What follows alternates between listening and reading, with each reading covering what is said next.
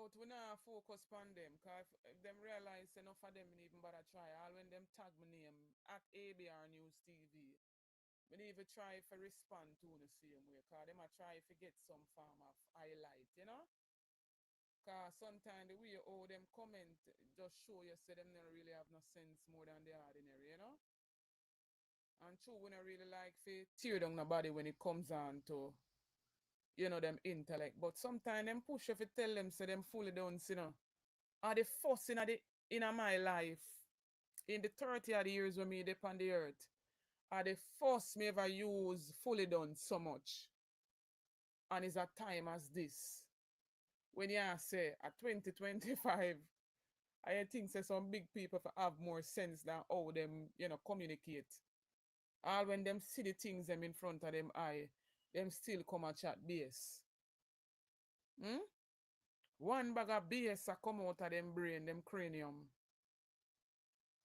And them just a trickle it off in your comment section. Me not answer some of them because them not worth it. Viran Henry, big up yourself. Maureen Vassar, much respect. Everybody we are watching live, silent watchers, big up on yourself. We're still waiting for the People's National Party, for the opposition to kick off this conference here. Because a whole heap of little things we see are going, as we say, the whole heap of politicking we are going. We see it for ourselves.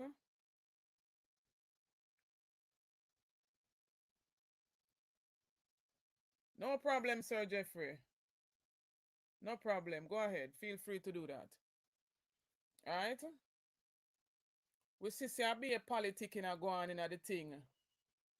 And we don't love that.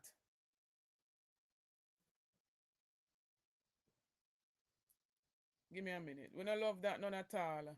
And we see in Northeast St. Elizabeth Member of Parliament, Zulika Jess, who has been, working. We see the evidence of her work. Right? She's been undermined. A whole heap of other members of parliament from the opposition side are being undermined. And it does not look good. And a few persons been coming on the platform stating that, the PNP needs to be more aggressive. Thank you. Let me say a special good morning to everyone gathered here, to members of the media, our partners, those who have joined us online. Thank you for being with us. This is our second press conference post Hurricane Melissa. We thought it is important for us to give you first-hand knowledge from our members of parliament in the constituencies and parishes that were hardest hit by the hurricane. And it is important that factual information be provided, a constituency by constituency update be provided. We're here to expose what we have discovered to be the national gaps in the recovery process and really a suboptimal recovery process. So there are inequities, clear gaps in the relief distribution, and communication failures at the central government level that we think are problematic to the entire recovery process. False claims as well have also been made by members of the government, and we're here to respond to those claims. We have joining us for this press conference Leader of the Opposition, Mr. Mark Golding, uh, MPs from Westmoreland, Member of Parliament for Eastern Westmoreland, Dr. Dayton Campbell, Central Westmoreland, Dwayne Vaz, and Western Westmoreland, Ian Hales. We also have MPs from Hanover, from Western Hanover, Heather Miller Bennett, Eastern Hanover. We're also joined position spokesperson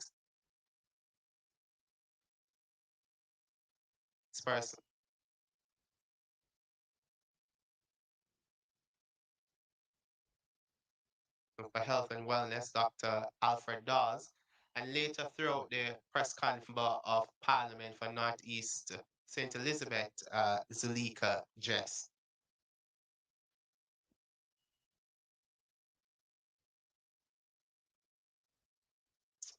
Ladies and gentlemen, it's very important that we approach the recovery process with bipartisan support, with consensus from a wide range of stakeholders.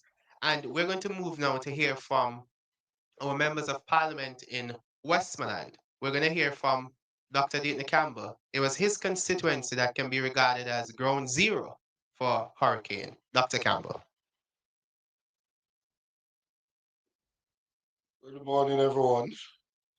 Thank you very much, Senator Cleveland. This morning, I just want to give an update as to where we are in terms of Eastern Westmoreland and what has been done and what we are recommending to be done. So Eastern Westmoreland is where you would find New Hope, which is where landfall was made. And I believe it is the only constituency where the eye of the storm went across all of the constituency as a Category 5 hurricane. It left a trail of devastation and disaster. And we have estimated that approximately 5,000 houses have been totally destroyed. I'm not referring to houses that were damaged. I'm talking about those that are totally destroyed, just rubble remaining. We have countless others that suffered significant damage, moderate damage, and mild damage to the infrastructure. In terms of churches, schools, police station, health centers, all of those were also severely damaged and non-functional in the immediate wake of the hurricane. This, I believe, makes us one of the hardest hit areas. And currently, there is a need for urgent intervention, especially in the area of housing and temporary housing solution for the residents. The response has been inadequate, delayed, and sometimes even inappropriate in my mind. And I say this because one would expect that coming out of a hurricane of this magnitude, that having made landfall in the constituency, that would have seen mobilization of government ministries, departments, and agencies to that area and intervention being made to deal with the issues confronting the people. I want to thank, though, members of the private sector, the private companies, private individuals, non-governmental organizations, including GEM Foundation, Samaritan's Purse, World Central Kitchen, Mercy Chefs. Had it not been for some of these um, groups, I don't know what would have happened to the residents of Eastern Westmoreland, because they have stepped in a big way to ensure that some of the things that are needed have been done thus far. We benefited from a visit of some of the CARICOM leaders, and President Ali out of Guyana committed to doing 200 roofs for some of the affected residents between Bluefields and White House. And in putting together the meeting to that, when the JDF and Ministry of Labour and ADPEN called the meeting, they said they wanted to welcome the two members of parliament, in which the government is inserting their political operatives in the response mechanism and bypassing, circumventing the elected officials. I represent all of the constituents of Eastern Westmoreland. I have absolutely no interest in how they voted. This is a humanitarian crisis. It is not a political matter. That is And as elected officials, we have to be involved and consulted in the process because we know the communities, we know the areas, we know the people. Even in relation to the distribution of aid, to just have the JDF alone going into a committee, into a community is not sufficient because they won't know the lay of the land, they won't know the residents, and as such, that has left a lot of gaps. So I want to point out specifically some things now. Shelter. The Shelters that are in the constituency, they have been inappropriate from the beginning and they continue to be inappropriate. There isn't a bed or a cot or anything in any of the shelters. To be frank, there are persons that are not even aware that some of the shelters are still open with over 20 persons in each one of them. And that means if you're not aware, you couldn't possibly be making any provisions for the residents within those shelters. The persons who are in the shelters are obviously the most vulnerable. They don't have anywhere to stay, they don't have any relatives to stay with, and that's the reason why they're at the shelter. And I realized that the Ministry of Education has also taken on an initiative to reopen schools as soon as possible, which I support because we want to decrease the learning loss. But in moving the persons from these shelters, majority of which are schools, so that school can reopen, certainly we can't just move them without making provision for them to stay elsewhere. In terms of emergency evacuation and shelter, housing of these persons, we have not seen any of those tents that are supposedly in the country that should be made available. I'm told that it was said in the Senate on Friday that tents went to Dayton Campbell, unless there is another Dayton Campbell that represents somewhere in Jamaica. It's certainly not this one. I have not been made aware of any tents. And I want to be on record as saying, I will never support moving out the persons out of the shelter unless we make provision for them. I will block it myself personally. That is inhumane, and we have to do better. So yes, we want the schools to open, but we must make adequate provision before we move the persons out of the shelters. We have, in looking at how we respond to the housing crisis, there are still persons that are under tarpaulin, still persons that are on a sheet of zinc. You will still see mothers and children just on a sheet of zinc or on a piece of tarpaulin, right? There are still houses without tarpaulin that are yet to be covered.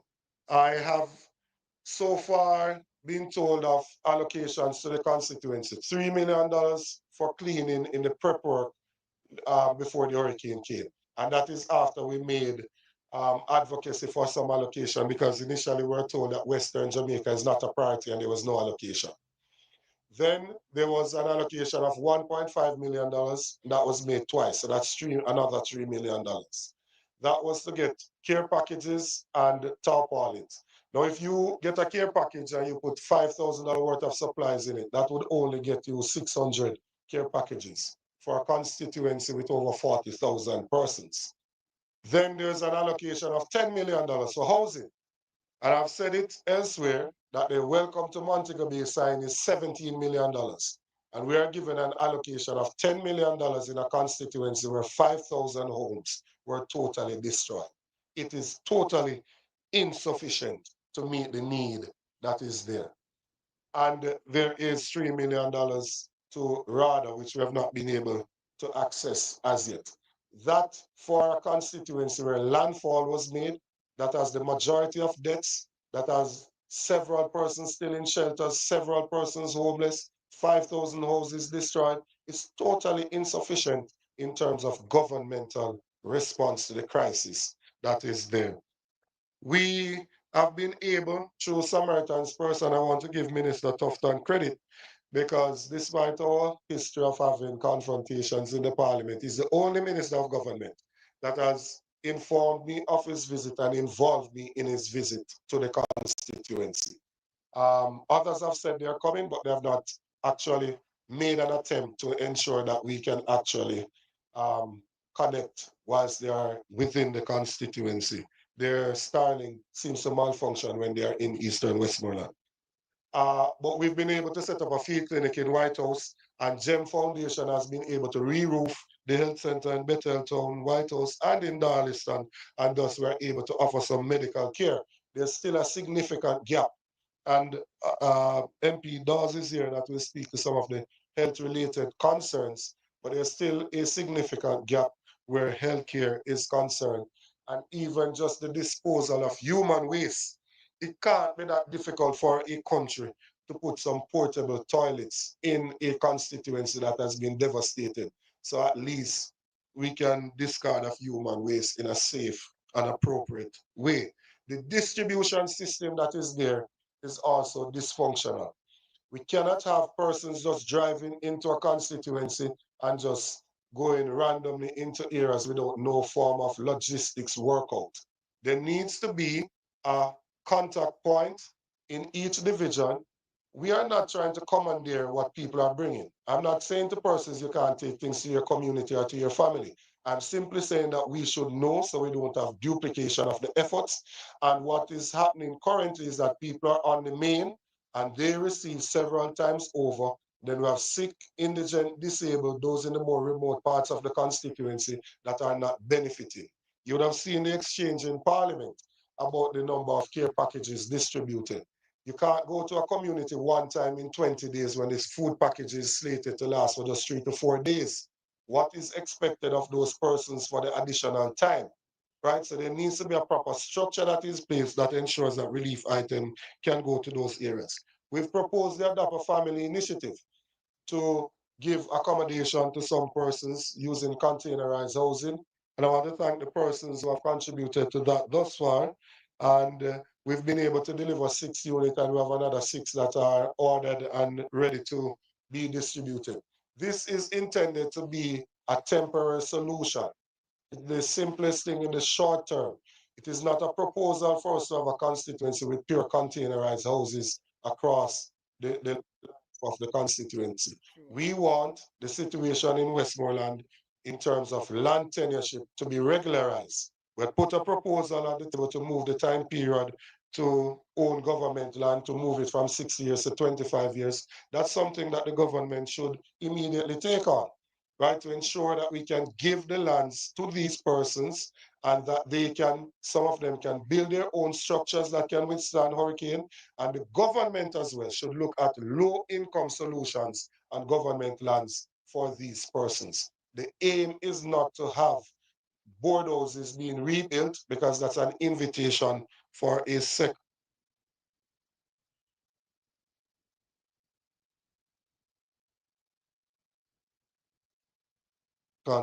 disaster.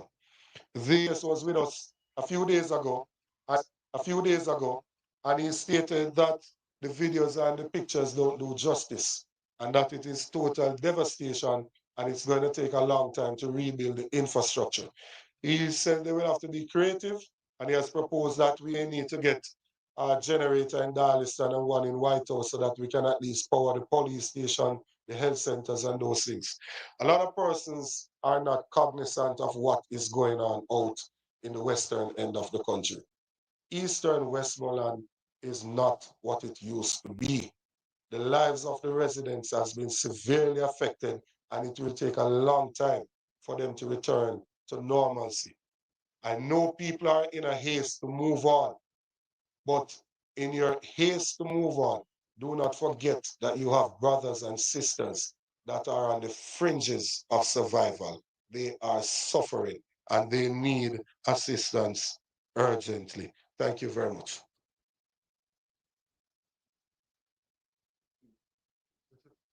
Thank you, Dr. Campbell. We're here now from the Member of Parliament for Central Westmoreland, MP Dwayne Vaz.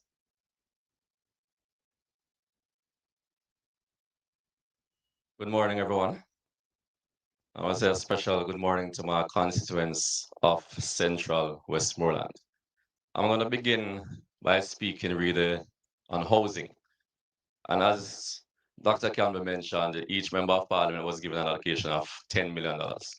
What I want to break down to residents is the minimum we're supposed to give each person is 100,000, and that really means that we can only assist a maximum of 100 people in the constituency.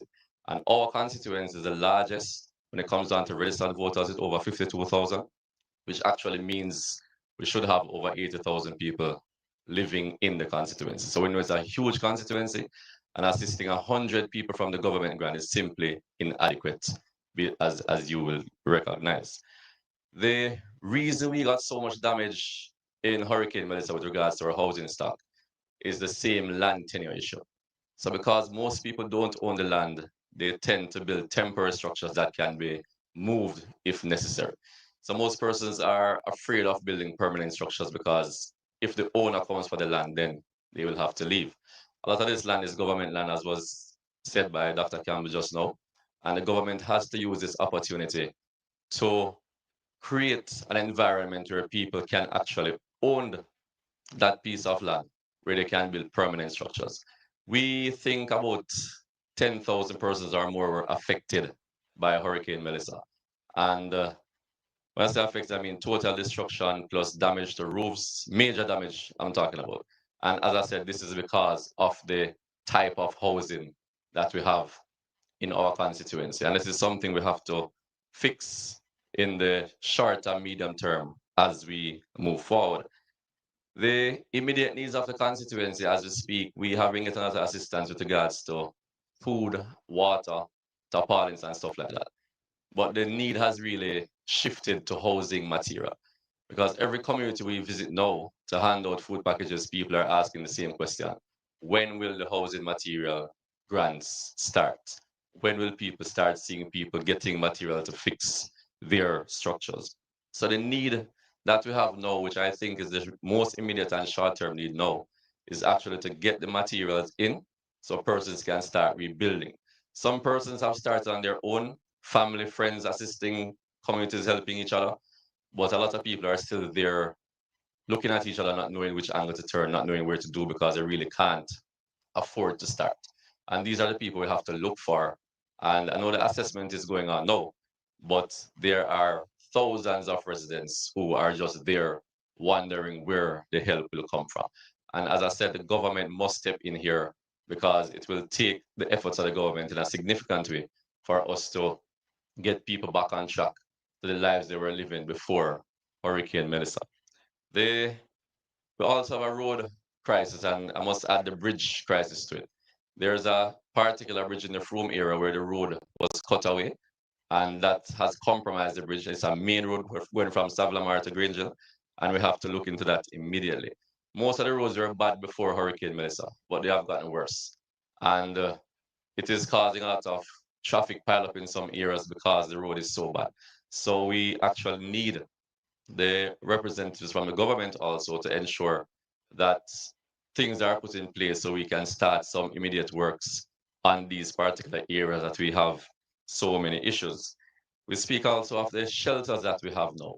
We still have a few shelters open, and the issue, as was stated by Dr. Campbell, is that leaving the shelters, they really have nowhere to go. So the government needs to put something in place where people know leave the shelters. They might have to set up temporary structures for them in the meantime. But something must be done because people cannot leave the shelters without knowing where they're going. They would not be there if they had somewhere else to go. So this is a serious issue that we're facing as we speak. The distribution that we're seeing so far, and I spoke of it in Parliament a couple of weeks ago when helicopter went down in Landale and the members of the government in the area were called on to come because they were on spot before everybody else. I spoke of it, the Prime Minister dismissed what I said, but what I said was repeated twice since he spoke. And the most recent occurrence was this week when at an activist, a known JLP activist premises, that was where the distribution was done. And we have to look at how we're doing these things. I don't know who came up with that idea, who thought this would look like a good idea to have the food packages being distributed from that location, but it was obviously a terrible idea. And we're saying that if you're going to be distributing any package at all, there is a representative in the constituency that you should contact and should assist with the coordination of these things. Whenever we are going out to do distribution, everybody we see in the communities, we give packages. We're not looking at who is PNP or JLP or no P. We're in a crisis situation and the government needs to act in that way. I get the feeling that the government still doesn't realize that we are in a crisis. But the crisis we're in, we need to understand that people are people. We're Jamaicans and we must treat people as Jamaicans. The gaps before I close between what is needed and what we have gotten. I stated earlier that we have mostly gotten packages with food, water, stuff like that from most of the private donors. The only assistance we have gotten from the government was the $3 million that was mentioned by Dr. Campbell earlier. Every other assistance with regards to food, packages, and water have come from private donors. We have to thank all of these persons who have been coming out. There have been major organizations, like, for example, GEM that was mentioned earlier, but there have been numerous private individuals who have come into the parish. Some of them are from the parish, some are not, but they have lent a helping hand, and the residents of the constituency have been truly appreciative of what has been done so far. So just in closing, I just want to say Central Westmoreland needs the assistance. I know Dr. Campbell said he was the worst hit, but I would beg to differ because Central was equally hit, I think. And if you look at the stretch coming down from White House, after leaving Eastern Westmoreland and Bluefields, the entire stretch coming to Ferris looks the same way. And if you turn going to Montego Bay, the entire waterworks stretch looks the same way as White House and Belmont. So it was total devastation in the constituency. And as I said, it's the largest constituency when it comes down to the amount of people, which means that we need special attention. And we're asking everybody who is listening to this press conference that we need as much attention as we can possibly get. So I'm going to say to the residents of the constituency, to hold firm. We will do whatever we can to assist the process.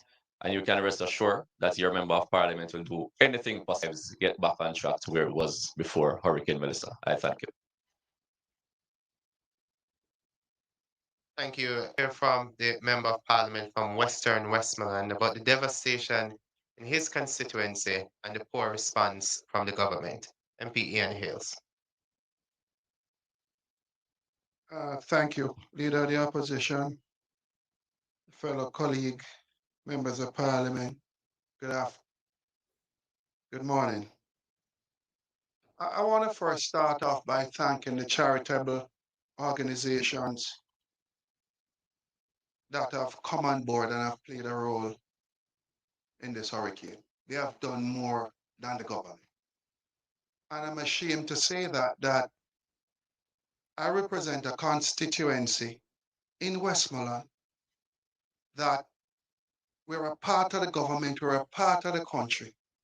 And at the same time, private sector, private individuals, charitable organizations have done more than the government of the land. 1 month, it's almost a month, I think today is a month that we went through the hurricane. 4 weeks from now, it is Christmas.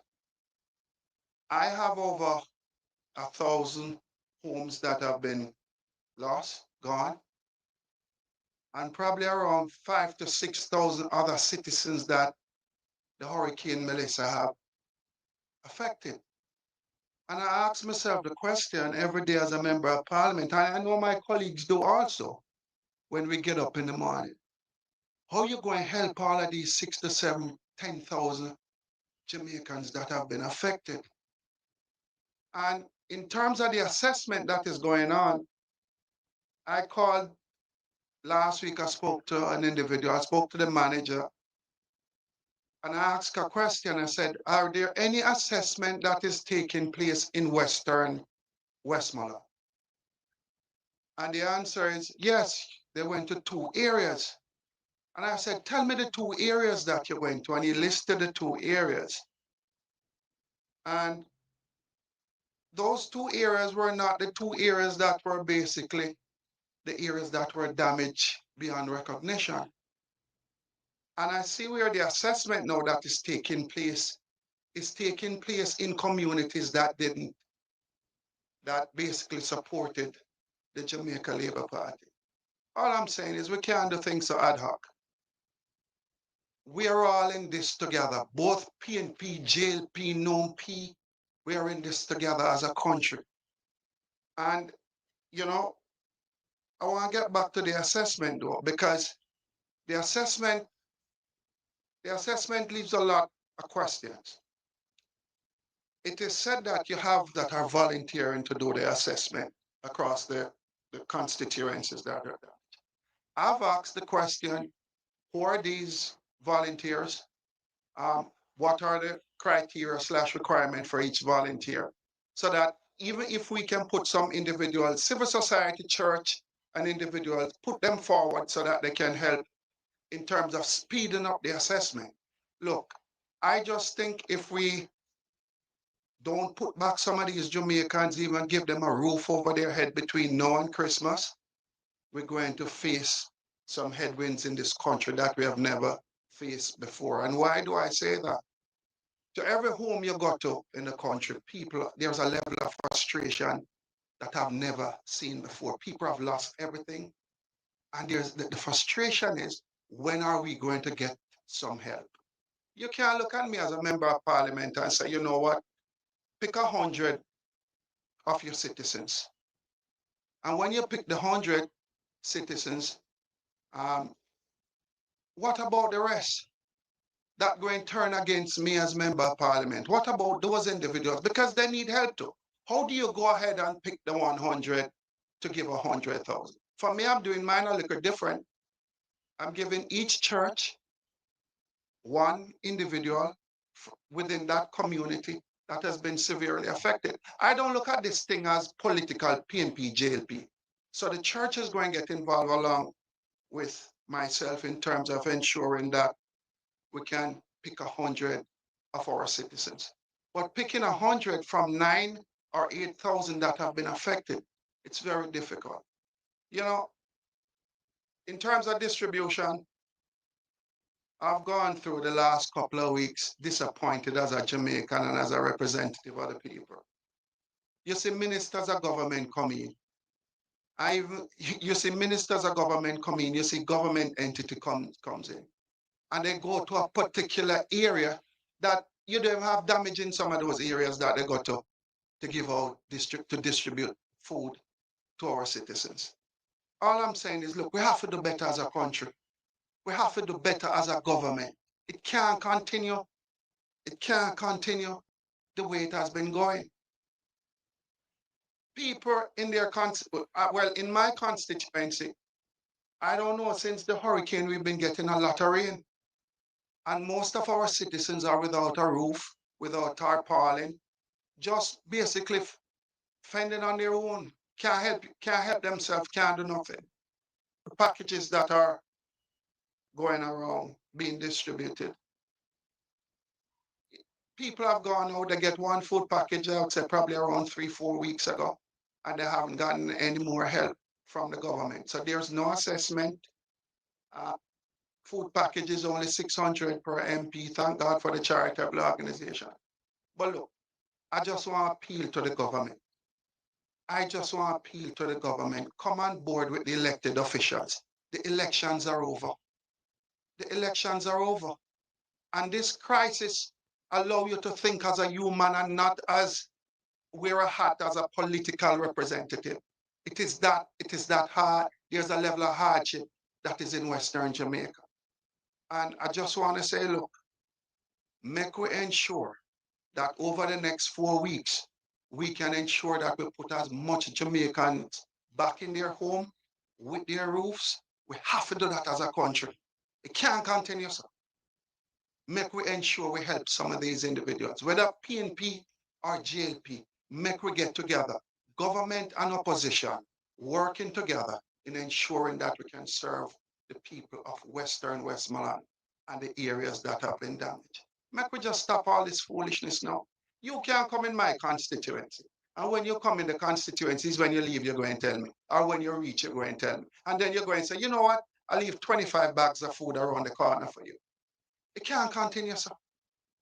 And then you go and look for me now. And when I ask you the question, when I ask you the 2 areas that you assess, how you assess those 2 areas, what are the criteria, what are the strategy? And then you turn to me and then you say to me, you know what? We have 2 staff members who live in those areas. Where is the strategy? How are we going to deal with all it? I don't even think the government know what's going on. It's clear that the government didn't plan for this. They didn't plan for it.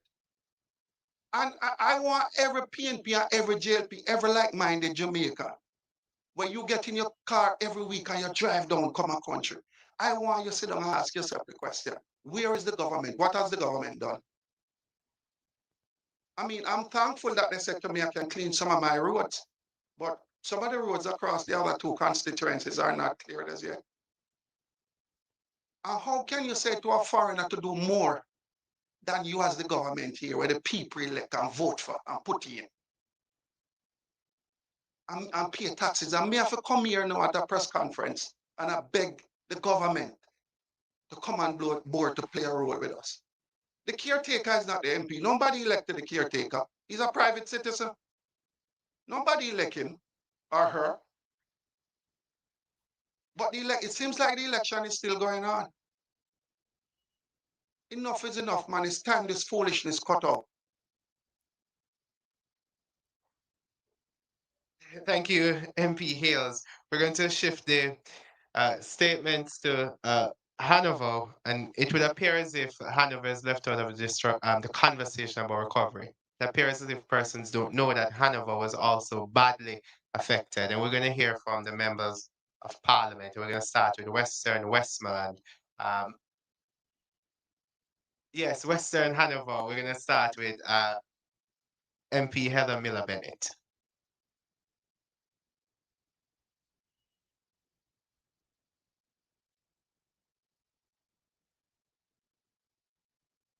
Good morning, Leader of Opposition, media, colleagues. Good morning again.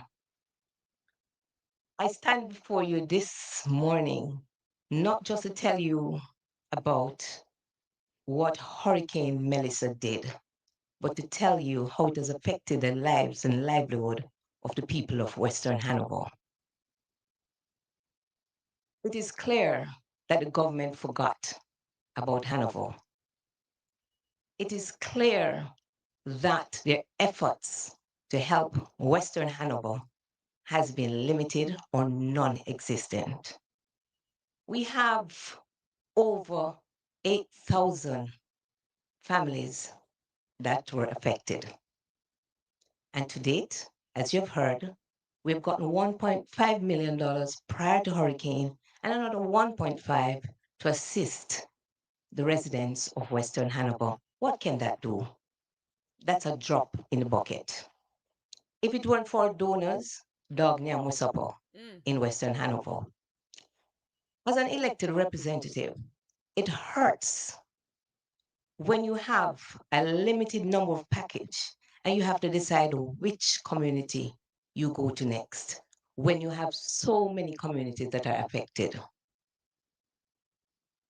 I'm particularly concerned about the assessment process that is being done by the Ministry of Labor. What we're finding happening is that the Ministry of Labor is unable to tell us how many homes they have assessed. They're unable to tell us how many communities they've gone in. What you're finding is that they don't know. They're able to say that Hanover has 4,388 persons that they have assessed. But in my constituency alone, I can tell you, we have far exceeded that number. So this hodgepodge, patchy way of doing the assessment is unacceptable. This slow pace way of going about the assessment is not benefiting our residents. So while they take their time in assessing, people are suffering. People are in need. Persons are outside, they're living in their cars. They're living on the streets. They're catching with family members. They're catching with friends. They don't know where else to go. And so this hodgepodge way of assessing, it's not the way to go. And so I'm urging the government to engage agencies that know about data collection, like Statin, who they already have the resources, SDC, to assist them in going out to do these assessments. I am particularly concerned as well about our schools. Many of our schools were used as shelters, many still not repaired. We have started back school, and yes, we need children to be in schools, and we need them back in schools urgently. But putting them in unsafe environment is not acceptable. Students are back in schools, but we don't see the school bus system back up. And so they're in regular clothing, and so they're being charged adult fares. what is being done. Parents are already without a job and cannot maintain paying adult fares. So what about that school bus system? Why is it that the school bus system is not yet in place despite students are back in school? Many of our students are on path. The schools are without electricity. They're without connectivity. The schools are unable to provide food for these students on path because they can't do storage. What is being done? I urge the government to put in place some kind of food feeding program. What about generators for the school? What about the several generators that I heard were donated? Can't the schools in Western Hanover be given generators to assist them with their refrigerators for storage so that they can provide for their students? While we are giving out these care packages, there's concern about where am I going to live? So yes, you feed me for a week or two. Where are we going to live? No roof, no house. We have gotten an allocation for housing. As my colleague MP stated, who do you decide? How do you decide? I see caretakers coming in. I want to go back to the packages. I see caretakers giving out packages. I see GLP operatives in the constituency giving out packages. I see state ministers coming in, giving out packages. What is lacking is communication and coordination. I urge the government to set up some kind of centralized hub that disseminate information on a regular basis, either through a WhatsApp channel, through regular press briefing. Let us know what exactly has been distributed and to who. As an elected representative, I'm on the ground. I have councillors, they know the space. They know who are the persons being damaged. Utilize them. Utilize us. Utilize the community leaders. We see NGOs, we see JDF, we see caretakers, we see state ministers. We see them coming with packages. We know the space. Talk to us. So we need a communication, we need a coordinated way and not a hodgepodge, patchy way of distribution. These are livelihoods, lives and livelihoods we're playing with. These are families. Many persons may be not directly affected by Hurricane Melissa, but they are affected because they're without jobs. The tourism industry has been basically non-existent. They are without jobs. So I urge the government to put something in place, put some kind of relief support, put some kind of allocation, wage allocation for a short-term period. I urge the government to look into how do we support families, the fisher folks that have lost their livelihood, how do we support them? How about microloans, offering them low interest microloans with some kind of grace period? How do we support them? How do we support our farmers in the short term? What are we doing? They have lost their farms.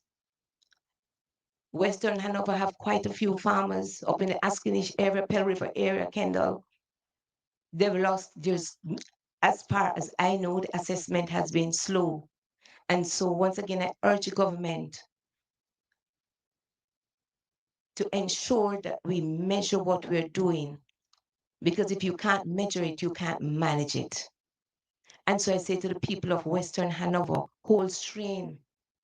I will continue to advocate for you to ensure that the resources get to you. Ministry of Labor asking you to step up, partner with agencies who know what to do. Ask the government and other state ministers coming into the space, communicate and coordinate. Because if we're not doing this together, we're wasting resources. I'm going to ask persons out there, my donors, I want to thank you and ask others to come on board. We are at the phase now where people need homes. They need a roof back on. We have started an initiative, Help Me Fix My Roof. Because despite we know that the structures that we have are not necessarily the ideal, but the people need somewhere where they can live. They need a roof over their heads. And so I ask donors to come on board. The government not doing enough. And they seem like they don't business about Hanover. They have a responsibility to the people of Western Hanover. And I'm asking the government to step up and do what they're supposed to do, while I implore and ask donors to come on board and help the people of Western Hanover to fix their roof. This is not politics. This is humanitarian. People are hurting, their lives and livelihoods have been damaged and lost.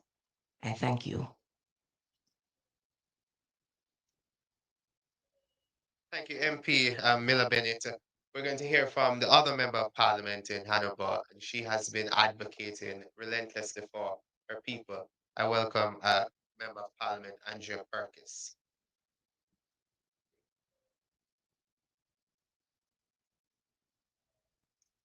Good morning, everyone. Party President Mark Golding, my colleagues, to the viewers. For the people of Eastern Hanover, the date October 28th marked the beginning of a crisis that continues weeks later. Let me be clear about what Hurricane Melissa did to Eastern Hanoverians, because the scale of devastation has been systematically underreported and in many cases completely ignored by the media coverage. Every single board house in Eastern Hanover has been affected, damaged, destroyed. Approximately 5,000 houses are without roofs. Every farm in the constituency suffered severe damage. Half of our health centers sustained significant structural damage. Our schools are so badly affected. This morning, I got a call from the principal of Brownsville Primary, and she asked me who is responsible for the persons in the shelters. Her name is Miss Bucknell. She has started school last week because parents are not able to help the children at home and prepare them for exams that are coming in a few months. And so she rushed to open Brownsville Primary, and I understand. But she's crying out for help because she cannot be the person that is responsible for the persons that are now staying in the shelter. So I'm asking government to pay attention to the schools. All of our schools have been affected. Most of the schools in Eastern Hanover, they have no roof. Residents in Chigwell, Forest, Woodsville, and other areas were trapped for weeks. There is a man-made bridge in Woodsville from 2022. That bridge was partially collapsed. It was in 2023, it went down for good. The residents are in dire need of attention from government. That man-made bridge was destroyed again. And so the residents of the Woodsville area, they're asking for urgent attention. Water supplies were contaminated. I myself was marooned in Cascade. Residents, though, came out and assisted us. And that is a pattern that I've noticed since Hurricane Melissa, that residents have taken it upon themselves to do the work of government because the parish of Hanover has not been included in many things, especially where relief is concerned. The morning after the hurricane, residents assisted me in cleaning 18 miles of roadways, so I could get to the main road to coordinate relief efforts. I want to address the government's response or lack thereof. It is true that affected constituency received $10 million. We have done, many of my colleagues have done the math. For housing, it is not adequate. We have a number of houses in Hanover. From my balcony, I am looking at 3 houses that are flats and 5 without roof. The people of Eastern Hanover, they've had to seek comfort living under tarps. That's not good enough. We need help from government. We need ministers to come in and be on the ground as they were before the election. The people of Eastern Hanover, they're demanding your presence.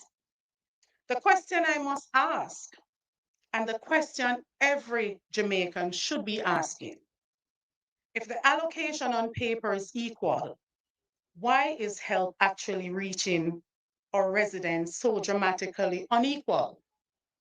Where is the relief going? Why are communities still waiting? Government response has been extremely slow in Eastern Hanover. Corporate Jamaica, though, has stepped up. Companies like Flow, Red Stripe, CM Recycling Company Limited, Trial Hotel, and Billboard King Foundation have provided more immediate, tangible relief than government agencies. Our diaspora family responded with urgency and generosity. And I must thank PNP leadership, former Prime Minister PJ Patterson, a proud Hanoverian, along with President Mark Golding and MPs Anthony Hilton and Julian Robinson, who have been mobilizing assistance, and some of them have been on the ground providing moral support to our traumatized communities. Eastern Hanover is facing a public health crisis that needs immediate intervention. Western Jamaica has already confirmed 11 cases of leptospirosis since Hurricane Melissa. And that's a deadly waterborne disease.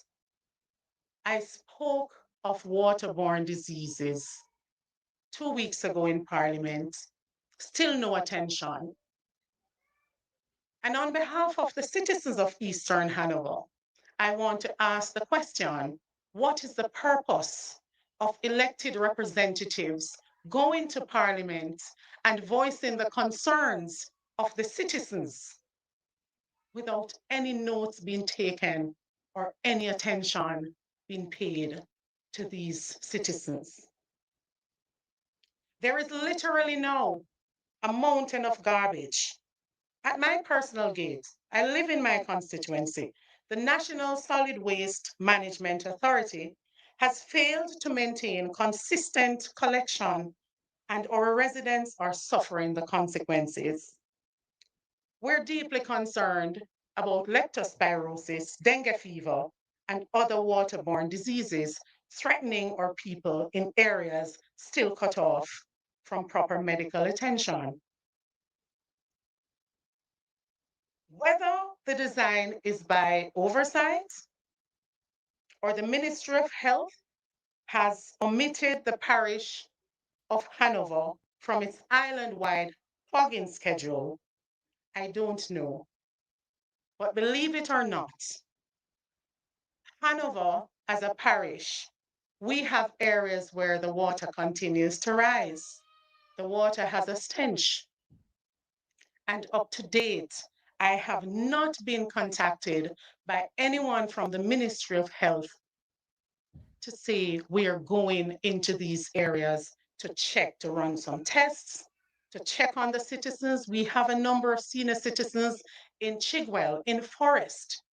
These senior citizens have had to travel by means of foot track to get to hospitals, to the 3 out of 10 clinics that we have operating now. Some communities remain isolated. Residents still lack access to potable water. Families are living under tarpaulins or in homes with no roofs. Children are trying to attend schools. I am here today to make our needs absolutely clear. For the most part, Hanover is still technologically marooned. A lot of persons are still not able to get connection. Those Starlinks and generators were given to the government. We did not even receive a single generator to power our constituency office to serve the people that elected us and the entire constituency. We need the Ministry of Health and the local health department to deploy mobile medical units to isolated communities. We also need aggressive vector control measures. We need consistent garbage collection immediately before we face, as I spoke about before, a full-scale disease outbreak.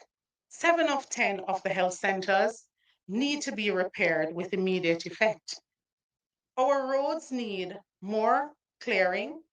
Our water systems need restoration. Our schools need immediate structural assessment and repairs so they can serve the essential functions. Our farmers need seeds, and I know there has been an allocation through RADA, but we're asking for more. To the people of Eastern Hanover, I see you. I have walked through your communities. I have witnessed your suffering and your remarkable resilience. You elected me to fight for you, and I will not stop fighting until you receive the help you deserve and the dignity you are owed as a citizen of Jamaica. I want to share stories. And these are not just stories, but things that I've seen with my own eyes. I witnessed the previous Member of Parliament, Dave Brown, driving through my community with the same care packages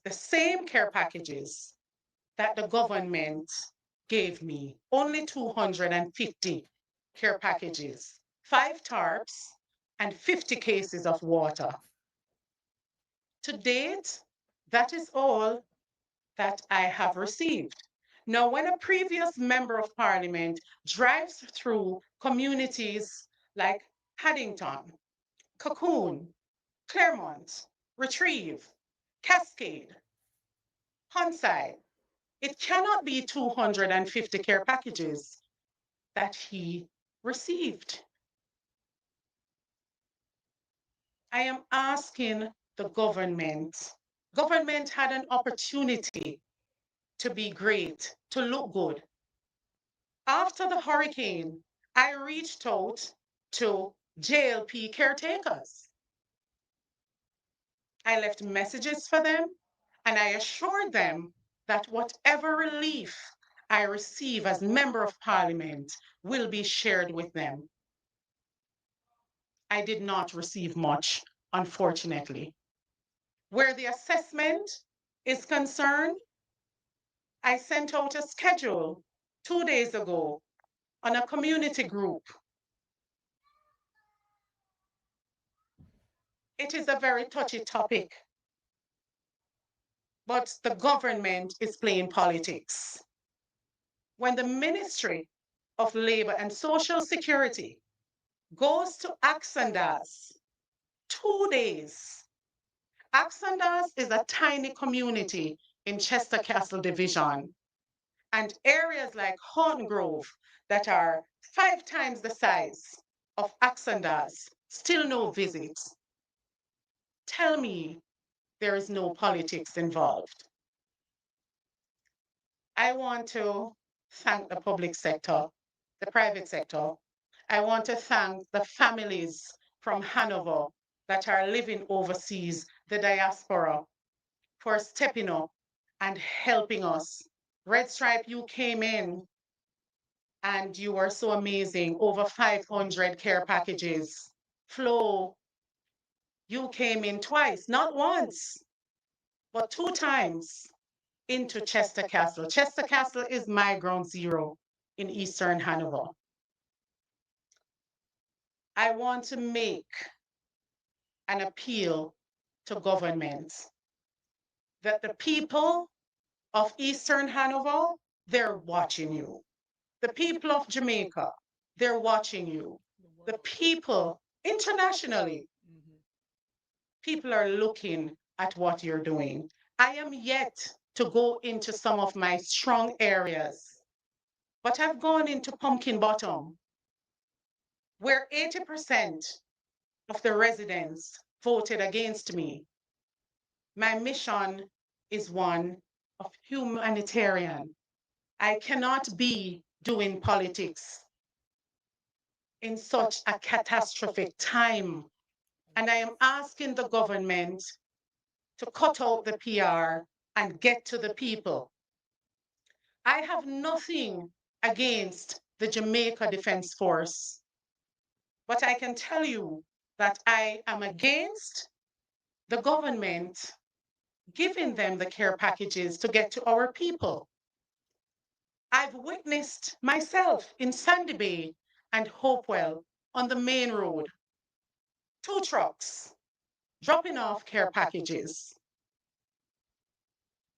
Our seniors in the lanes are not benefiting. The residents up in Mount Pelion are not benefiting. The residents inland are not benefiting. The people of Eastern Hanover deserve better. Finally, to the people of Eastern Hanover, we're strong. We are resilient. We will get our constituency back together. Thank you. Thank you, MP Perkis. We are joined by Member of Parliament for Northeast St. Elizabeth, Zulika Jess, and we'll hear from her now.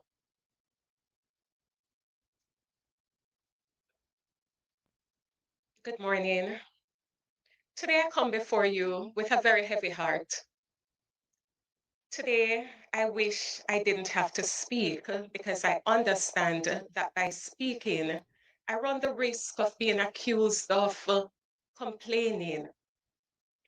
But I speak because I have a duty to the people of Northeastern St. Elizabeth who elected me to be their voice and to be their compass. My issues today are multiple, but I will give you the abridged version. And I'll start with the long-standing practice, which has really merged into a convention whereby ministers or officials of the government ought properly to notify a sitting member of parliament before entering that MP's constituency to do any government-related issue. Now, that is not just a matter of parliamentary etiquette or constituency etiquette. It has its rationale in ensuring that as the duly elected representative of the people, you can be informed as to what is taking place in your constituency, so that by extension, you can inform the people, so that you can make yourself available when the government officials are present to continue to represent and advocate on behalf of your residents and your constituents on issues that concern them most, issues that you might not have an opportunity in the parliament to raise because of the rules of the parliament. In a time like this, a very sensitive time when the most vulnerable are most at risk, we expect that that practice would ensure that there is collaboration between the government officials and the elected representatives to ensure that persons can benefit. In my constituency, I have had to sit and watch as persons approach me the day before a visit to ask me if I heard that the Minister of Local Government is coming into the constituency. What is it that they're coming to do? Where can they meet them? And I have no answer to the questions because I was not notified in advance. In my constituency, first, the Speaker of the House came, and perhaps she came in her capacity as an individual outside of the politics, but by her utterances, she made statements to suggest that she had visited communities, and every community that she visited, residents were not hopeful that they would get any assistance from me as the Member of Parliament. And I thought it was very unfortunate that in a time like this, we would seek to sow seeds of division and discord, because the Speaker of the House visited 3 communities, all strongholds of the Jamaica Labour Party.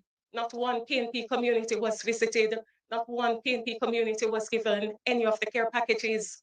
In fact, the areas visited are well known: Rocky Hill, Santa Cruz, Burn Savannah, which is regarded by Edward Seaga as Little Tivoli. No reference was made to any other communities, but the speaker formed the conclusion that every community she visited were not hopeful that they would get help to build back houses or do repairs. And I speak on that because she came into the community on Saturday morning, and by Saturday afternoon, the Minister of Local Government also visited the constituency. He distributed care packages, 60 to the sitting Jamaica Labour Party Council, but I was not informed of his visit prior. The 3 other councillors who happened to be PNP councillors were also not informed of the Minister of Local Government's visit. And of course, they got no packages from the minister. Only the JLP council received packages. And finally, the Minister of Justice came on Friday, and my constituency office happened to be right next door to the venue that he visited. I was not notified in advance. Now, it doesn't matter. I see the statement from the minister, and labeling a statement as being contained or filled with lies or accusing me of lying does not make it untrue, and it does not change the facts. The facts remain, as I stated in my earlier video, that the minister came into the constituency without prior notice.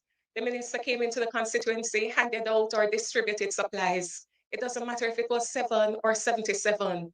The parliamentary practice, the convention still remains. It is improper to visit an MP's constituency without prior notice. That is a practice that has long been observed. And if it is that the government is now departing from that practice, then we need to know why. Because we're striving towards good governance. In England, they have codified that almost, in a sense, by having ministers' code, which set that out, that ministers of government must notify and not just give just passing notice on the day, but proper notice. Perhaps it is time for us to implement that here in Jamaica. Secondly, I speak on the issue of housing because the speaker made mention that persons that she spoke with in the communities, the JLP communities that she visited, were not hopeful that they would get assistance.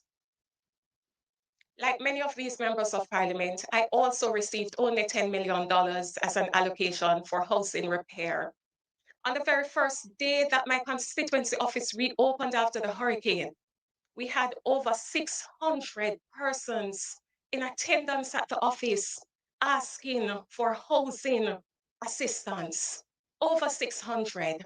And when I went into communities like Mosquito Bottom in Windsor, they didn't even know that there was a deadline given by the government to report on matters such as those. So their information was never captured. Mm.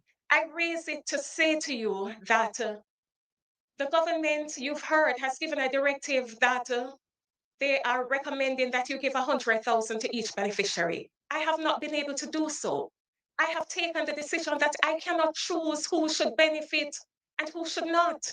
I cannot choose who should get help to put on back their roofs and who should not when everybody needs help to put on back their roofs. And so every one of those 600 and odd persons who applied for housing assistance, I've submitted their names. And so it means that they're not going to get 100,000 each. It means that some of them going to get $12,000, which is only probably 3 sheets of zinc.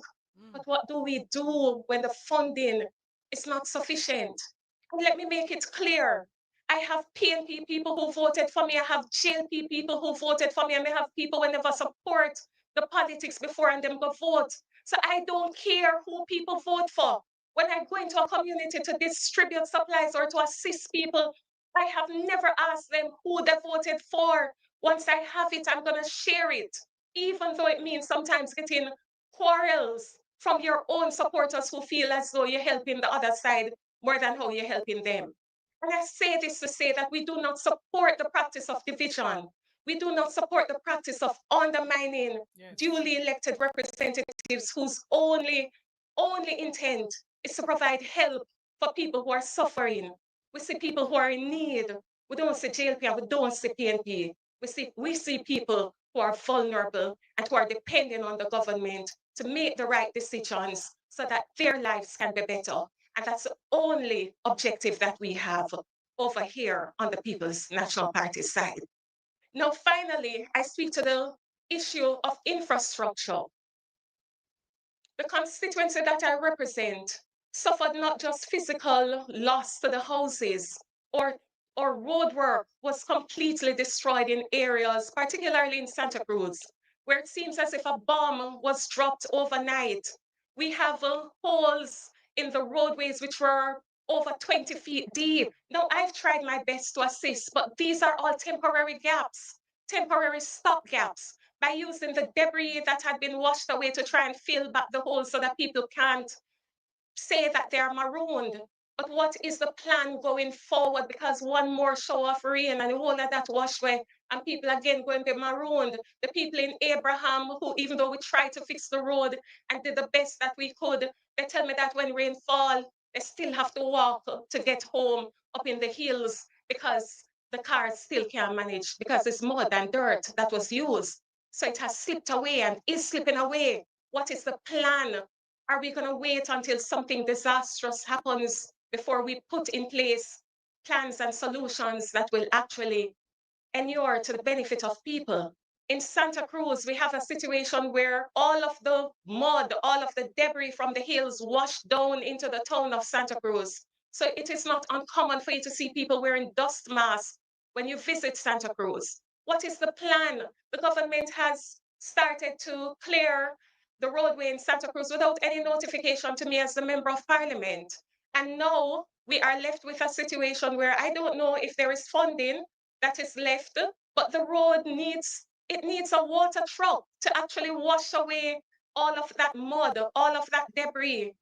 What is the plan for Santa Cruz? What is the plan for the areas in Thornton? Thornton has over 1,500, almost 2,000 persons, and 95% of Thornton lost roofs. Some houses have completely crumbled.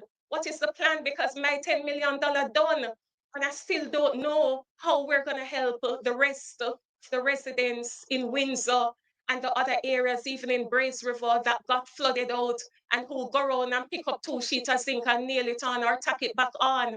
But them know so the next shower of rain, them are going to wet up again and another strong gust of wind, it's going to blow off again. What is the plan? I close by saying that I have absolutely no intention to be cantankerous, and if I appear to be somewhat passionate, forgive me. But when you represent people who see you as their only hope, who come to you because they have nobody else to turn to. We have a duty to speak on their behalf, and we have a duty to hope that the government listens and the government acts. Thank you.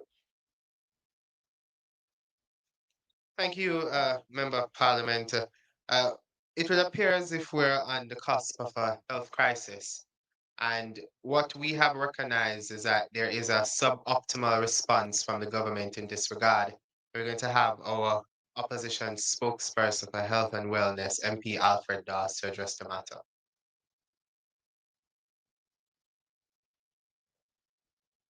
Thank you, Senator. Leader of the opposition, my colleague, members of parliament, journalists here, those who are tuning in, good morning. I also wish to greet those who are tuning in merely with the disgraceful intention of trying to distort what we say and to edit clips to present a false narrative to suit their own agenda. I greet those who have spent their lives playing politics to stop playing politics with people's lives. Today, I give you an update, having met with the technical team at the Ministry of Health, the minister himself, and being on the ground, conducting missions, meeting with persons who are actively involved in trying to improve and assess the health situation in the most badly affected Western parishes. We must give what is due to Caesar. The Ministry of Health has, in fact, done quite a bit, as Dr. Campbell had said earlier, in terms of being responsive to deploying some of the clinics and the restoration of services at some clinics and the improvement of the infrastructure of some hospitals, such as Cornwall Regional Hospital, having now had a roof replaced by Médecins Sans Frontières, or Doctors Without Borders. We, however, are very concerned about whether or not public health care is getting the attention it deserves. We have to understand that the crisis that is unfolding now out west, it is not merely the realm of the Ministry of Health and the technocrats, doctors, nurses, and vector control workers, public health inspectors. It is not under their control. What is happening is that it is a multidisciplinary, multifaceted approach that is needed to stave off the impending crisis. We are already in the midst of a leptospirosis outbreak, and we could have seen this coming. We ought to focus not only on trying to send out information to say, avoid streams and water, avoid rodents, but we ought to look at how we can address the environmental factors that are causing this outbreak. Garbage collection is an issue. It is piling up, not just out west, but across the island. Even in my constituency, that was largely spared from the brunt of the hurricane. Water is an issue. We heard from the MPs that water is rising in some areas.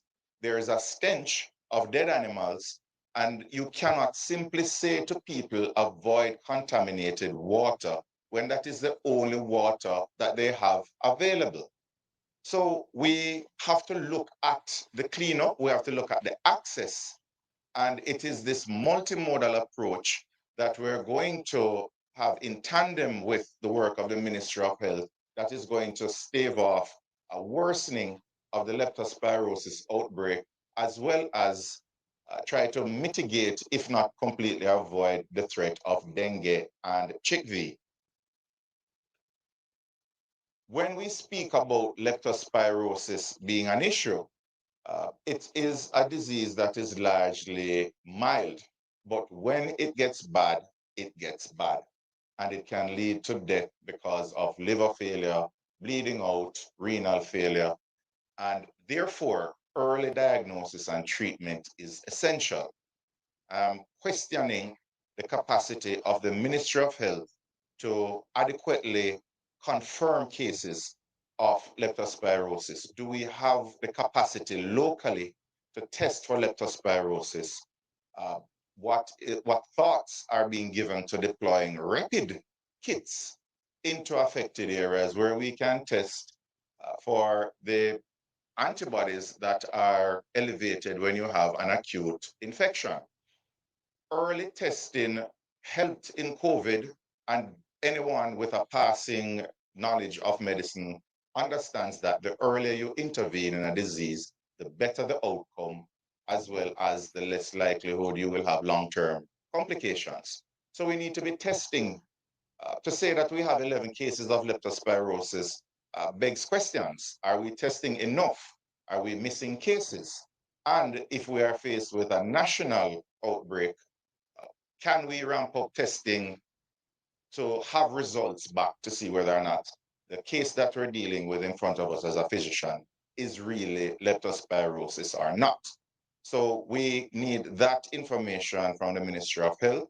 And what are they saying about the use of rapid kits that can be made available at clinics and even with partnerships with private doctors, as well as distribution through volunteers who are going into the communities conducting medical missions. There are still critical shortages of basic medical supplies, manpower, and of course, functioning equipment, some of which would have been damaged during the passage of the hurricane.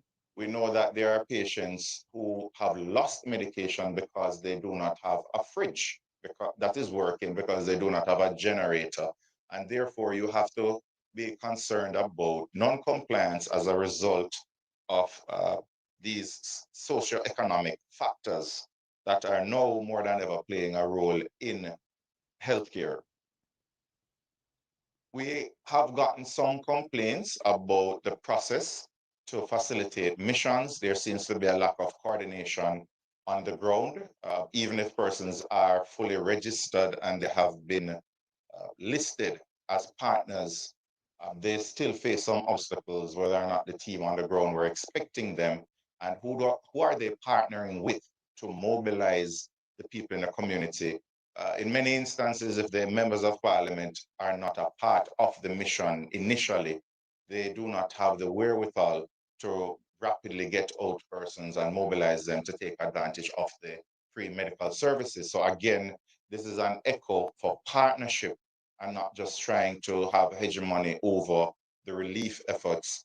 And this includes the medical missions. Now, when we speak about the way forward, because this is not going, the situation that exists on the ground is not going away anytime soon. There are too many people who are homeless. There are too many people who are marginally living on the fringes of survival. And as a result of that, the conditions that exist for leptospirosis to continue and for dengue and chikungunya to have outbreaks here. We're only 90 miles away from Cuba, and they have more people with leptospirosis, with dengue and chikungunya than there are people living in Jamaica, over 3 million. The conditions exist and they will continue to exist for a while. So we have to plan accordingly. We cannot wait until we see a spike in cases and then we have a knee-jerk reaction. We must be able to anticipate that there will be an outbreak, there will be a spike, certain communities will be affected more likely than others, and we try to stave it off and put in mitigating measures. I don't believe relying on PAHO. Cuba is dealing with their own epidemics right now.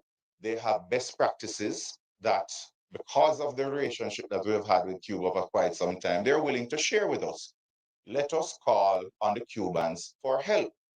They have a very good system where they look at the environmental factors.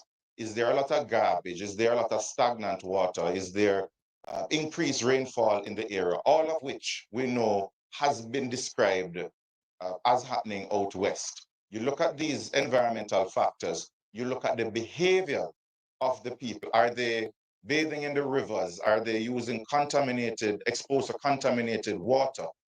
You look at their access. Do they have access to healthcare, access to public education, to resources? If they get sick, they can report in or go to a hospital.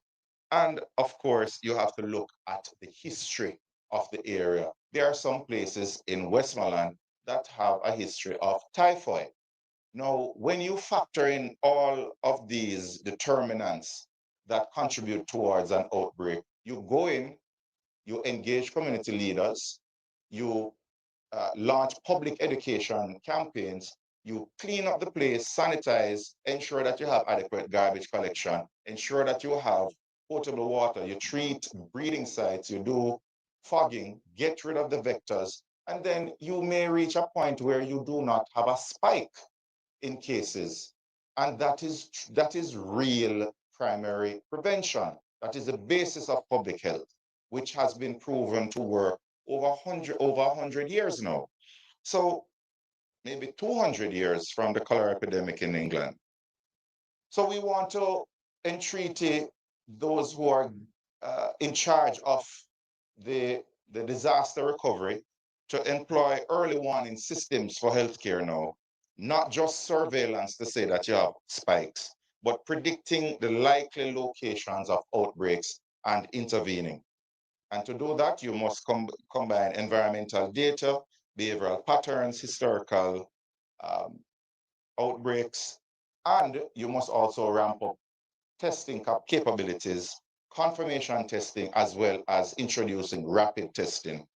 And with that, we can have early intervention, a simple penicillin that can save lives in the case of leptospirosis, or the treatment of renal failure with fluids early out. Dengue, you identify when it has become the hemorrhagic fever where you're bleeding out, and have early intervention as well. And we must have a mechanism where you have real-time reporting of fever. If you have a fever, there must be a way for you to report that you have it so that you can get tested. Vector control has to be augmented by private contractors, bringing back the part-time workers, but the schedule for vector control cannot be such that communities, such as mine in Southeastern Catherine, basically have fogging once every 2 weeks at best, and we have 18 communities, and we are plagued with mosquitoes in Portmore. So we have to ramp up vector control immediately, and because garbage pileup leads to rodent infestation, we have to ensure that garbage is being collected across the island in a timely manner. For communities where you cannot effectively solve the issue, especially if there's rising groundwater, evacuate the residents. Get them out of the conditions that are going to lead to respiratory illnesses, waterborne diseases, as well as those that are vector-borne. And of course, you have to, and this is echoing the call of all my colleagues, do not try to do it alone. Engage both sides of the political divide. Engage community-based organizations, the church, community leaders, get everybody on board to identify the most vulnerable, to pinpoint the areas where you have to have a heightened presence. And this is the only way we can have an effective response. We may have to consider looking at the distribution of mosquito nets and repellents to avoid persons who are living outdoors and in shelters getting bitten by mosquitoes. And of course, the Ministry of Health has to anticipate that if all of these measures fail, we're going to have a surge in patients coming into the hospitals. What is the surge plan in terms of bed capacity, in terms of staffing, testing, and treatment? We'd have to have a preparation, a plan in place for the worst case scenario. And then of course, rehabilitation, especially when it comes to CHIKV, is important for long-term productivity and pain control. And in all of this, I left this for last. Mental health. People are numb now. They are not feeling and processing what is happening. You cannot have a psychologist or a mental health team going out and tell them better must come and then send them back to their tarpaulins to live. We must have coupled with mental health checks and interventions, hope for the people that their conditions will be improved in very short order, and we're not forgetting about them when the news teams have left and they are on their own, and we're looking at this situation as a 9-day wonder. We must have interventions coupled with the psychological effects, psychiatrists getting involved. All of this must be complemented by improvement, tangible improvement in their lives, so you give the people hope. This is where I leave it. This is what is happening on the ground. This is what we must prepare for. And if we don't prepare for it, we can have the expectations that we will pay for it in lives. Thank you. Thank you, MP Dawes. I'm going to invite the leader of the opposition to close out the presentations in this morning's press conference.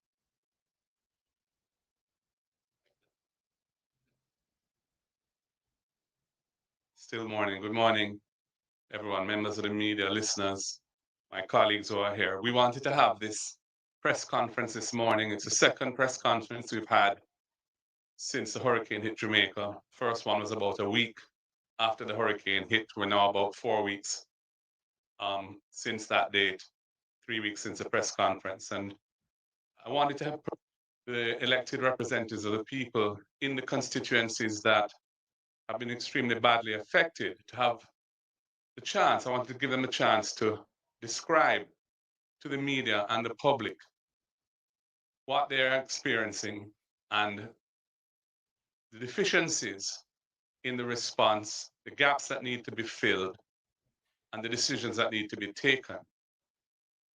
This is not to be anything other than responsible representatives of the people to bring to the attention of the authorities and the public what needs to be done to make the overall response more effective.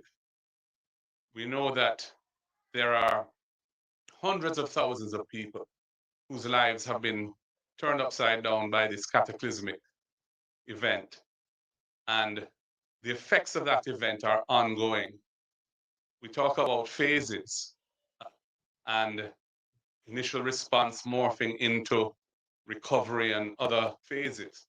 But the truth is that because of the very ad hoc arrangements that have been put in place thus far, the level of normalcy and stability that have returned to the lives of people in the badly affected areas is very erratic. Some people have received relief because of good fortune, happen to be living in close to the major arterial roads, or they have had the benefit of interventions from international and local NGOs and disaster relief organizations, but many, many others have had little or no interventions.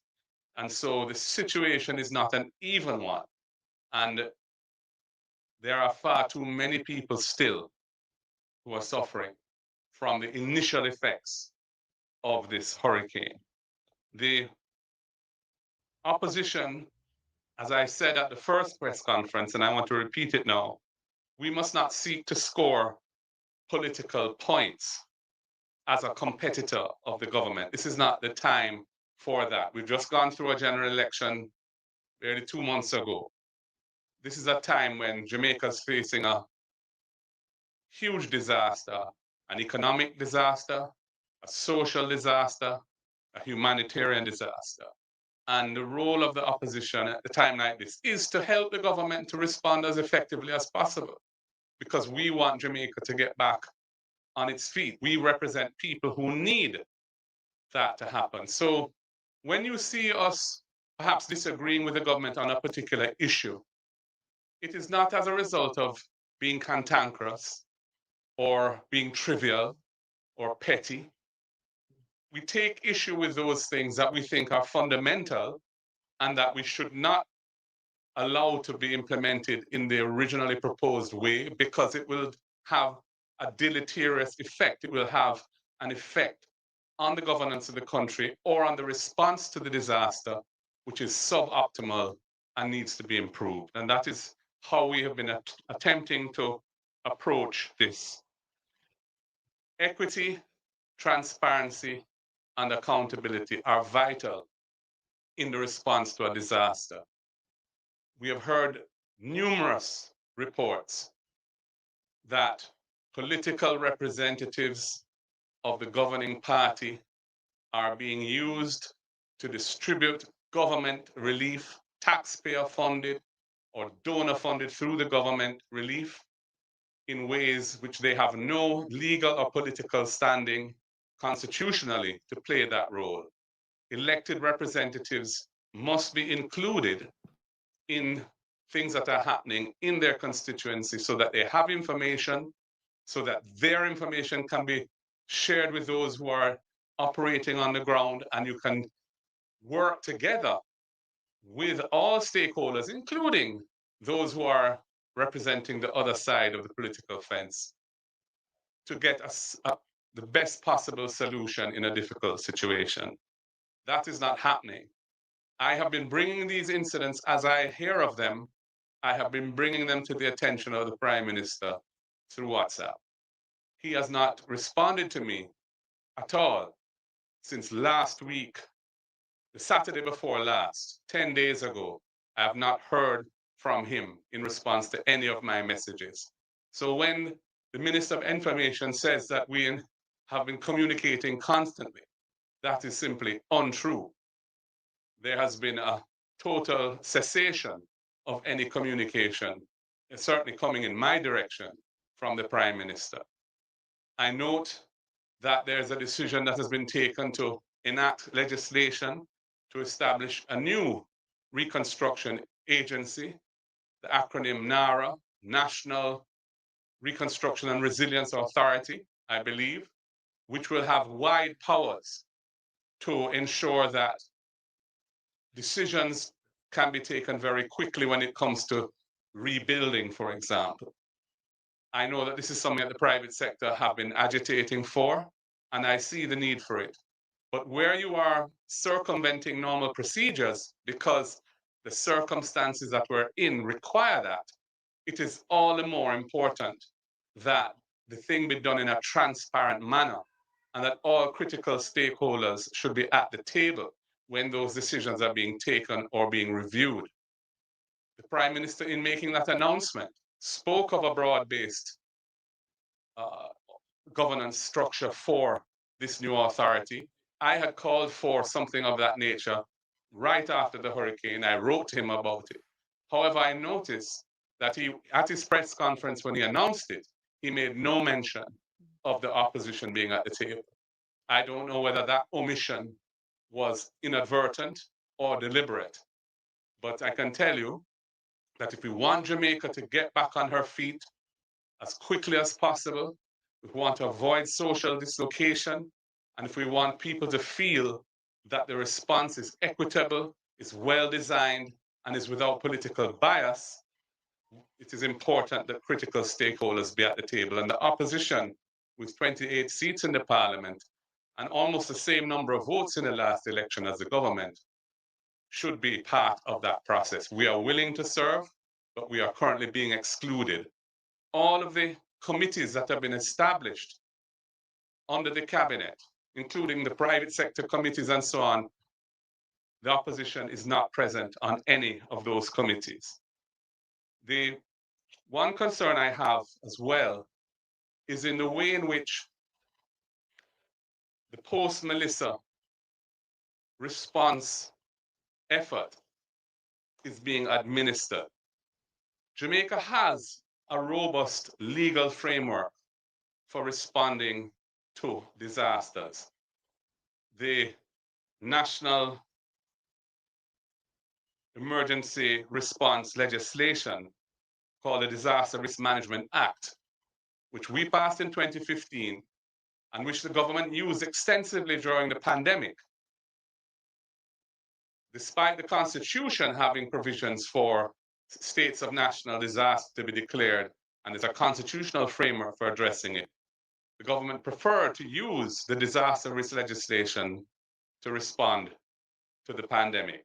What we've seen in relation to this disaster is that it is effectively being marginalized, partly because ODPEM, which is a critical institution within that legislative framework, has been denuded of authority, status, and capacity over the last decade. And this is unfortunate because the legal framework which exists in Jamaica is well designed in accordance with international standards. And it contemplates responses being at the national level, at the parish level, through the municipal corporations, which used to be called parish councils, and at the community level. They're all supposed to be integrated so information can feed its way from the ground up seamlessly to the National Emergency Committee, NEOC, the National Emergency Operations Center, and decisions can be made on the basis of complete information or the best possible information, and then directed and resourced through that structure so that the ground gets the benefit of being comprehensively included in whatever the relief is. What we have seen is that structure is not functioning. The parish councils have not been engaged and resourced so that they can play their part, despite them having disaster professionals and other professionals available to them to play the role they're supposed to play. And instead, we're seeing parallel structures being put in place, which are essentially running alongside the legal structure that exists, and have in many cases superseded them, but without proper coordination. Those parallel structures are those set up by cabinet, and also those involving our international partners, the NGOs and others, without whom we'd have been in an even worse situation than we are now. We're very grateful to all of the agencies that have been here putting a lot of effort, but the coordination needs to be sorted out. And the legal structure that exists to ensure that relief is distributed fairly, equitably, and comprehensively based on the best possible information on the ground, that needs to be activated properly and not circumvented. I close by reiterating that we have value to bring to the table in the response to this disaster. We have representatives at the local government level. We actually have more representatives at the local government level marginally than the government do. We have a substantial number of representatives at the parliamentary level. They are all on the ground getting information daily from residents as to what is happening.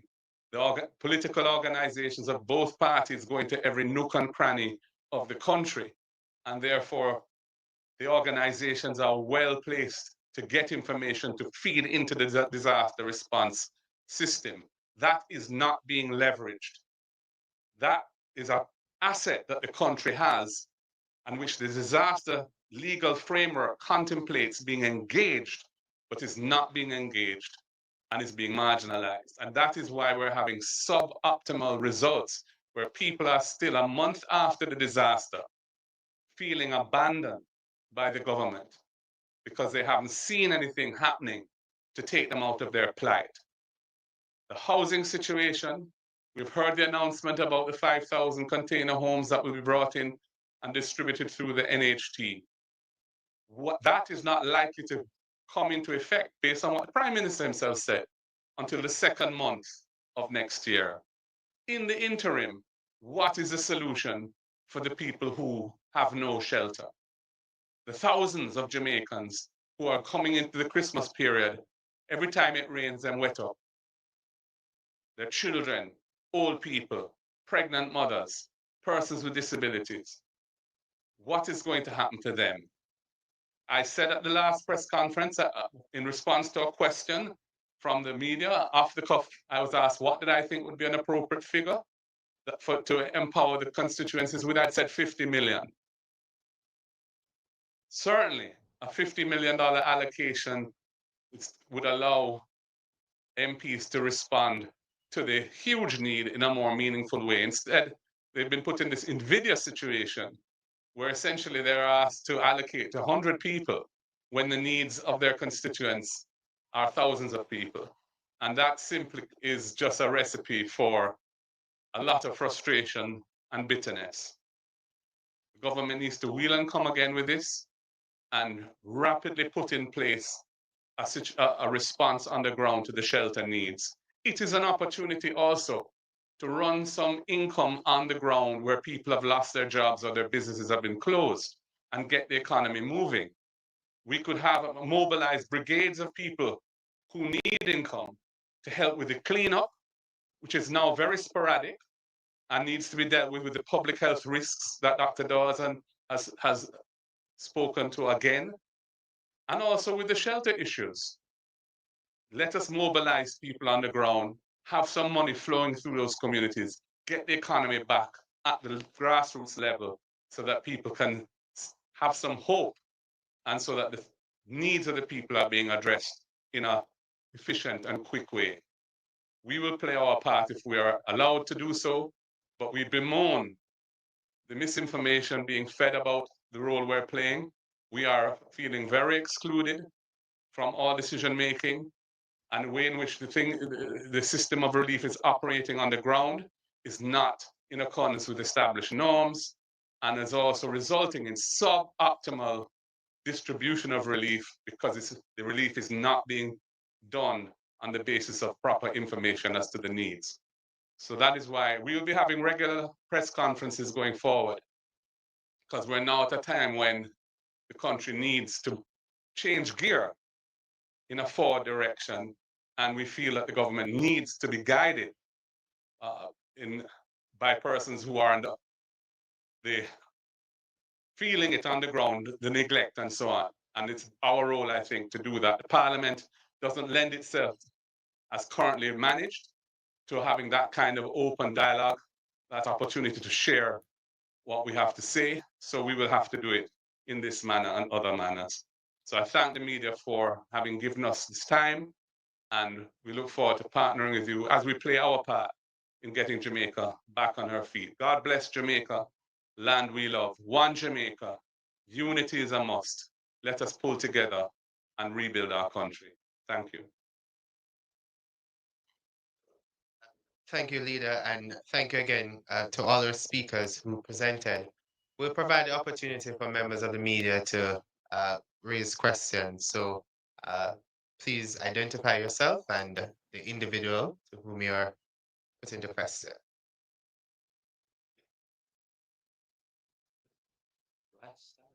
So, yeah, journalists from Nationwide. Good morning, everyone. Mahiri Stewart, Nationwide News. Mahiri Stewart, Nationwide News here. My first question to the opposition.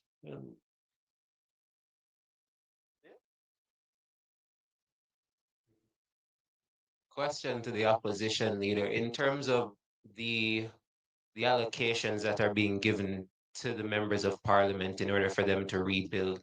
We're hearing in terms of the housing that 10 million isn't enough based on how many people in the constituency are affected. I know that there was a suggestion earlier in terms of a fixed figure. You said it was off the cuff, it was 50 million. But in terms of given the different characteristics of the constituencies and the different amount of persons affected, do you think a fixed figure would be more relevant, or would it be based on the constituency? I don't think in this situation it's sensible or ready to have a one-size-fits-all basis for allocation. All constituencies have some needs because the hurricane did have impact on everywhere, but the degree is on a huge differential curve. And clearly, those constituents, which we know from the mapping that's been done and the data that we have, where the extensive damage is, should get realistic allocations in keeping with the extent of the damage and loss that they have suffered. And every MP, I think, would accept that that's fair and reasonable. And so when I throw out a number, I'm not suggesting that every constituency must get the same thing. Exactly. But I do think that those that are suffering the most, and every MP who has spoken here is in a constituency where there is extensive loss and damage and dislocation. They need to be adequately resourced and included in the process so that the people can feel that the state is responding in a serious way, in an efficient way, and in a fair and equitable way to the disaster that has befallen their lives. Right, so in light of that, would you think it would be fair if the MPs would do their assessment and determine a figure based off of the damage that they've seen on the ground? I think that we don't need to go through a scientific survey of the damage in advance of providing relief. It is well known the extent of damage that there is. It's easy to have a preliminary figure, which you know is not going to be the end number that's needed, but is a decent start, and get going with that. A month has passed. Children need to get back in school, but people are still living in shelters in schools that are badly damaged. Teachers and the Ministry of Education want those people to leave. Nothing is put in place for them to go to. And now the MPs are being told, we must deal with it, but no resources are being provided. So it's a crazy situation. And it requires a proper, well thought out response with everybody at the table who has value to bring to that decision. And that's what's lacking now. My next question would be to Ms. Perkis. I did do a story a few weeks back on the issue of the rising water in Chigwell, Forest, and Lethe. I think those are the three communities you had mentioned.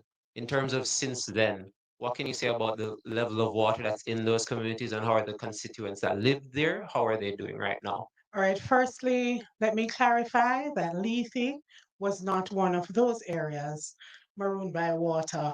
Chigwell, the water continues to rise. Water is receding in Forest, but it's going over to Chigwell. So it continues to rise in the Chigwell area. Okay. And I guess this would be a question for all the MPs in general, but in terms of resources, specifically water, Dr. Dawes had spoken about the fact that contaminated water is an issue and people need potable, clean water in order to respond to the disaster. What can you say is the status of the restoration of water in your constituency? This is for all the MPs. Well, our main booster systems have been damaged, mainly Great River. That has been repaired so far, but we do have booster systems in different areas that are still damaged. And I will use this opportunity to ask NWC to go in and pay some attention to those areas. We have a number of rivers in Eastern Hanover. Persons are drinking water from the springs. I don't believe it is safe. I have warned against it. But when we have officials going into the communities that are vulnerable, the experts, and asking them same, I believe it is more effective than just a member of parliament saying, don't consume the river water, don't consume the spring water.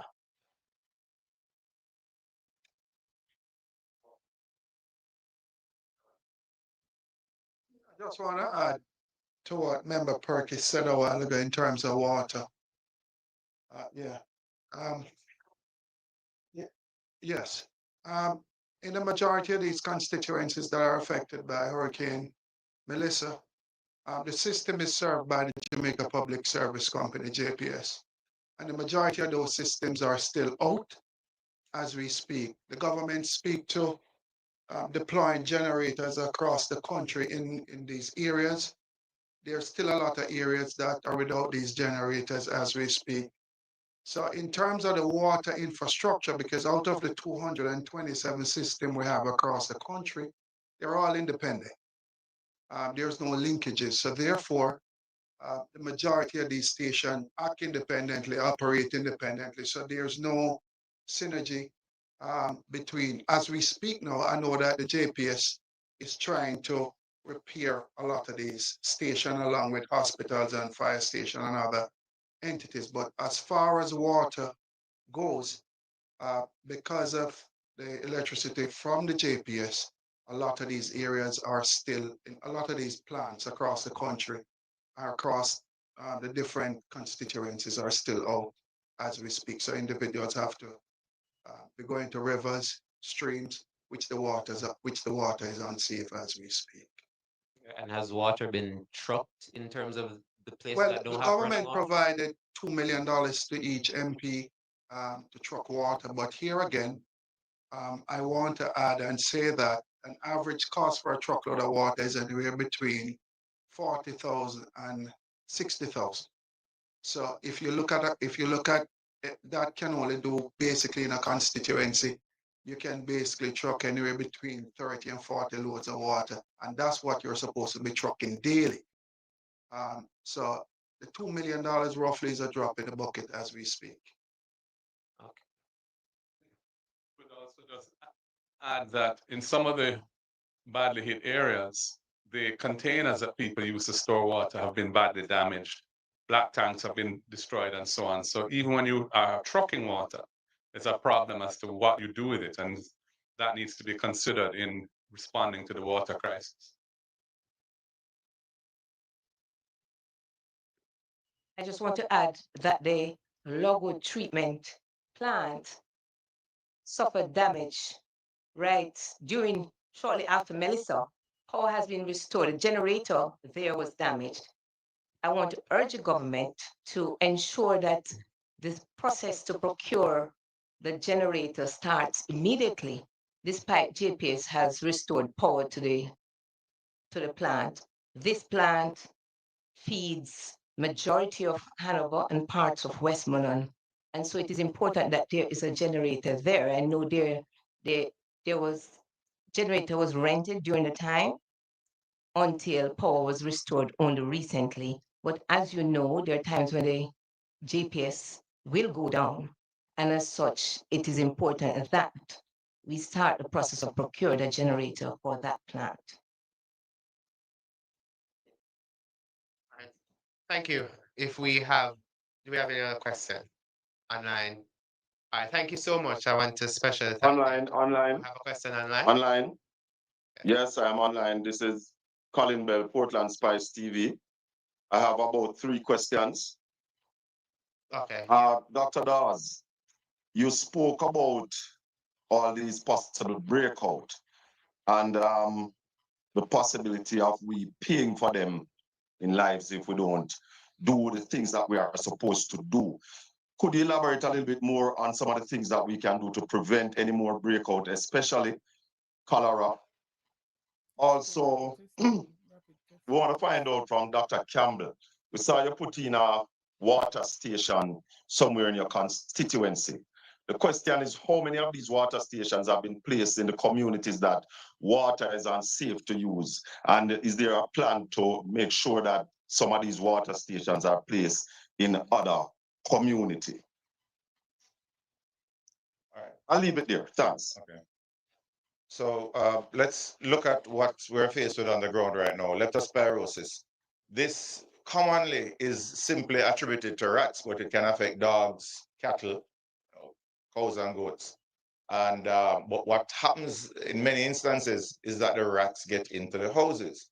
Now, when you have a sugar belt like Westmoreland, where you'll have cane piece rats, and everywhere in Jamaica where you have garbage piled up, you will have rats around. They get infected.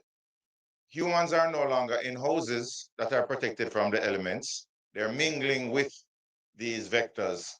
You're going to get any disease, and because leptospirosis is what is brought into the households by the rats and the cattle that are infected, dogs, that is what you're going to get here. In other countries, it'll be bubonic plague. We're not going to say that in Jamaica, hopefully not. You spoke of, so it's really a matter of trying to, as I'd mentioned, a multifactorial approach where you where you get proper garbage disposal, clean up the areas, and importantly, get the people out of the areas where they are exposed directly to animals that are carrying these diseases. And it may mean that you give them proper housing, and if not, you evacuate them. The other illnesses are waterborne illnesses. You mentioned cholera, but far more frequent in our population is just simply dysentery, diarrhea. You can have really bad diarrhea from contaminated water, and water is contaminated. The storm water has gone into the underground aquifers. People are drinking from rivers and streams, so they're going to get gastroenteritis. Now, what was very maliciously twisted when I spoke about cholera the last time is that it can be imported. And as long as you have people living in the conditions where they're exposed to contaminated water, consuming contaminated water, any disease that is not endemic or native to Jamaica can make it here because we have people coming in and out. The question they ask, oh, we have how many million tourists per year? The millions of tourists coming in per year are not going to interact with people living under tarpaulins and drinking contaminated water. So we have to be mindful that our minds are not trapped into thinking a particular way by those whose sole objective is to play political football. So we have to be mindful of all of the conditions that come here. Malaria is another one. As I mentioned, in Cuba, you have chickpea and Zika as well as dengue. And there's another one that they have. To be honest, I don't even know the name of that one. I need to do some reading on it. But it's another arbovirus similar to chickpea and dengue, transmitted by the same mosquito that we have here in Jamaica, the Aedes aegypti mosquito. So we have a lot of things to look out for.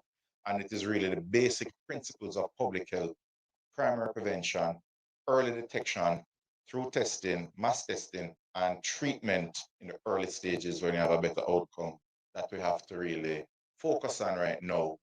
And that is what is going to leave us saving lives.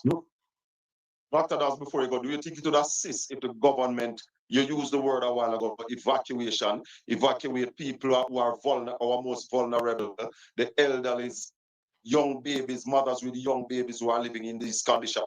Would an evacuation like that also assist in preventing more outbreaks? Yes, and yes. Unfortunately, we are doing reverse evacuation where we're pushing people out of shelters to go back to the conditions that I spoke about. And in no century has anyone faced with an outbreak put people into harm's way if they say that they are a civilized society. We have to do better. We have to do better.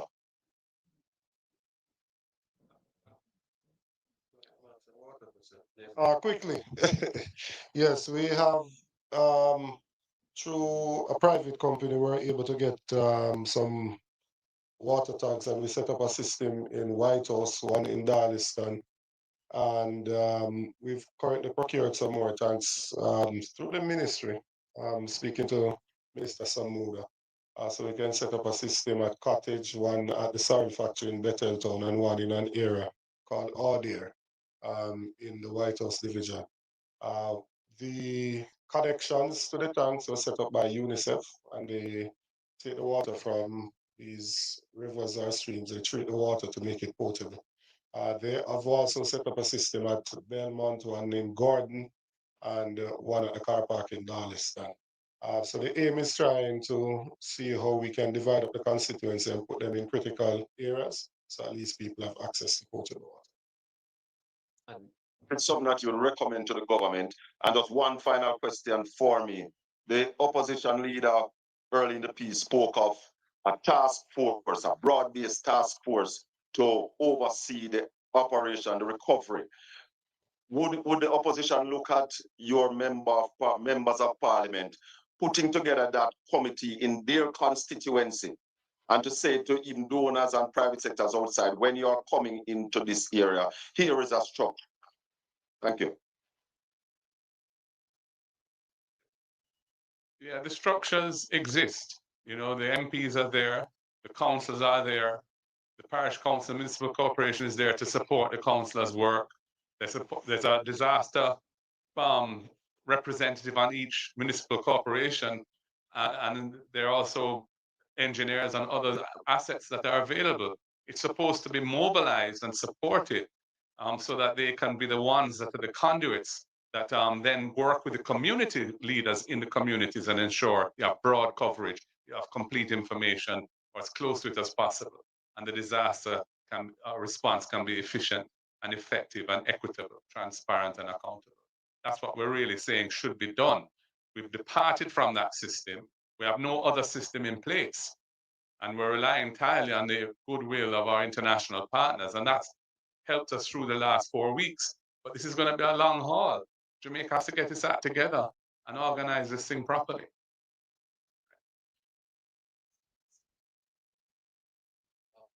Yeah, just two more questions to Dr. Campbell. One being, could you expound on the Adopt a Family initiative and how it works in case people watching want to assist? And secondly, outside of funding, how else do you think RADA can help the western end of the island that have experienced damage to farms? I'm not sure I heard the second question. The second question would be, in terms of the damage to the farming of the western end of the island, most of the MPs said the farms are destroyed. Outside of just funding, how else do you think RADA can assist these farmers in getting their feet back? Sure. So the Adopt a Family initiative is geared towards streamlining the help that is coming to the constituency. So as I said, a part of the problem is currently how relief is coming in, that it's very haphazard. And what we're seeking to do is to pair donors with families. So we've had 6 persons that have contributed a container home, and we have another 6 that is coming. So what we are doing is prioritizing single mothers with 2 or more children, and then we pair them with a donor to get the unit and retrofit it with bathroom, meaning shower, toilet, face basin, mirror, door, and to transport it to the constituency is about 4,000 US. And that's not the only way they can do it. We're also working with the hardwares for them to work out a bundle to say this is what would be needed to do a roof for 1 bedroom, or this is what would be needed to do a roof for a 2 bedroom. Or as we had on Sunday, a group that came in and adopted 5 families, and they're working with them over the next 3 months to ensure that they have groceries and the necessary household items that they would need. So it's really just trying to streamline the benefits by putting the donors directly in touch with the beneficiaries. In terms of agriculture, you know that agriculture is the main employer of labor. And between St. Elizabeth, which is considered a food basket, especially southern St. Elizabeth, there has been significant damage. In Westmoreland, we have a lot of government land. And so a part of what we can do is to look at those government land and see how we can make different plots available to farmers, and how we can help them with the land preparation, or we can help them with the planting materials and those items to get back going. We also need to see how we use newer technologies. We can use hydroponics to grow most of the vegetables and those items within a shorter period of time. So the government just has to be creative. As I said, we should have used some of the debris, some of the lumber to make some of the poultry houses, to at least ensure that some persons in the communities at least they have access to the main protein of Jamaican people, which is chicken. Thank you very much. Have a good day. God bless you all. Thank you, everyone, and thank you for joining us. And as the leader said, you will hear more from us. Thank you. Have a good day.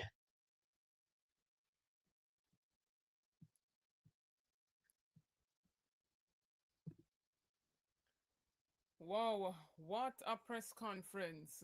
Very, very informative there. Thanks each and every one for coming on board, for watching. Blessings again to all the members. Big up to all the moderators, all silent watchers, all those who support this platform.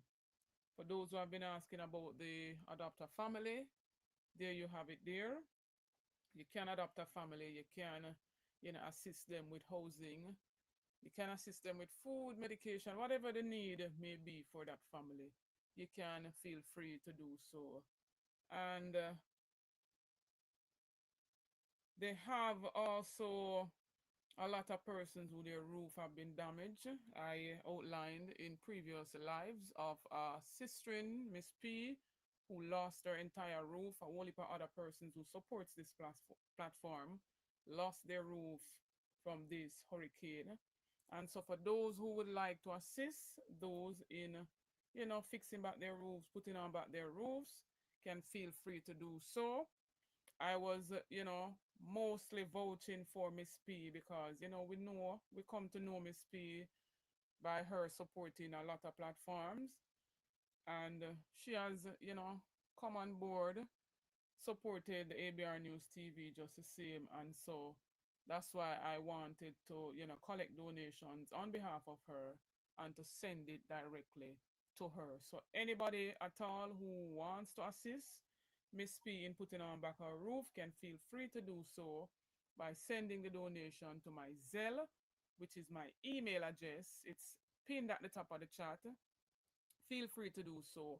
Or if you want her contact to send the resources to her directly, you can feel free to do so. She gave me an invoice with an estimate of about $360,000 just for the materials alone.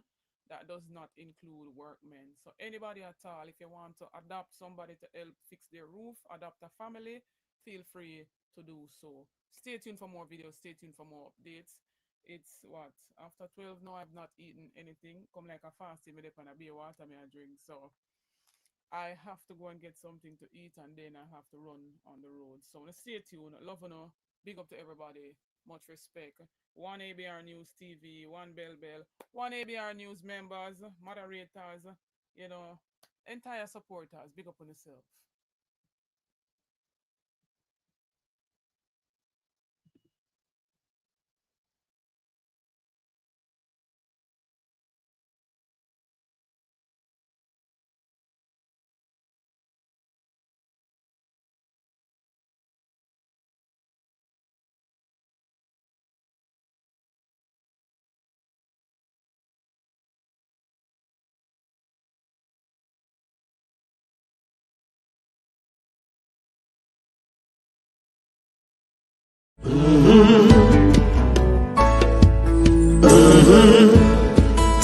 When the game gets rough and this life just seems so tough, make we talk, my people, make we talk.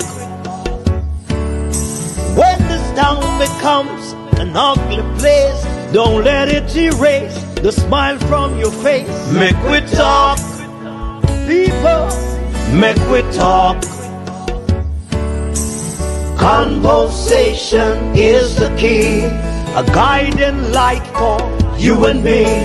Spark a talk and you will see.